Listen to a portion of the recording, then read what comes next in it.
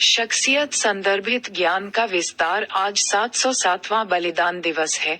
रावल वीरमदेव सोनगरा चौहान का। याद है वीरमदेव? कैसे याद होगा।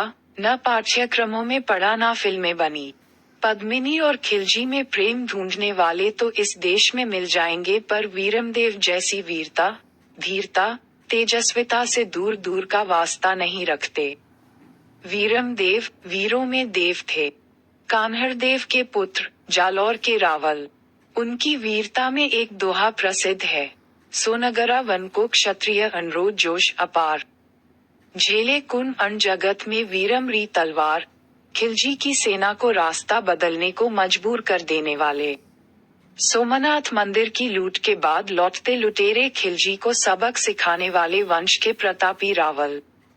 इसी वीर की वीरता पर मोहित हो गई थी अलाउद्दीन खिलजी की शहजादी फिरोजा। खिलजी के प्रस्ताव को ठुकराने का साहस करने वाला वीर पुरुष वीरमदेव, वह भी ऐसे समय में जब तत्कालीन सत्ताधीशों ने सत्ता के लिए बेटी संबंध बनाने से भी गुरेज नहीं किया। ऐसे वक्त में भी उनका इनकार गौरव जगाता है। उन्होंने कहा, मामा लाजे भाटिया, कुल लाजे चौहान, जो मैं परनू तुर्कनी तो अवलो उगे भान। आज से 707 साल पहले 3.5 साल के युद्ध के बाद अपना वीर कौशल दिखाते हुए वीरमदेव वीर पथ पर अजेय योद्धा से चल पड़े। माताएं जौहर की ज्वाला में और बेटे केसरिया बाना पहने टूट पड़े थे तुर्कों पर। गाजा मूली की तरह सर काटते वीरमदेव रुद्रावतार से लग रहे थे, पर नियति को कुछ और ही मंजूर था।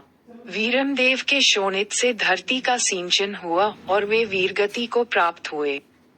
वीरमदेव के वीरगति को प्राप्त होने के बाद शहजादी फिरोजा की सनावर नाम की धाय भी युद्ध में सेना के साथ आई थी। वो वीरमदेव का मस्तक काटकर उसे सुगंधित पदार्थों में रखकर दिल्ली ले गई। कहते हैं कि जब वीरमदेव का मस्तक स्वर्ण थाल में रखकर फिरोजा के सामने लाया गया तो मस्तक उल्टा घूम गया तो व्यथित शहजादी फिरोजा ने कहा था, तज तुर्कानी चाल हिंदुआनी हुई हमें, भो भो रा भरतार, शीश न धूम सोनीग्रा।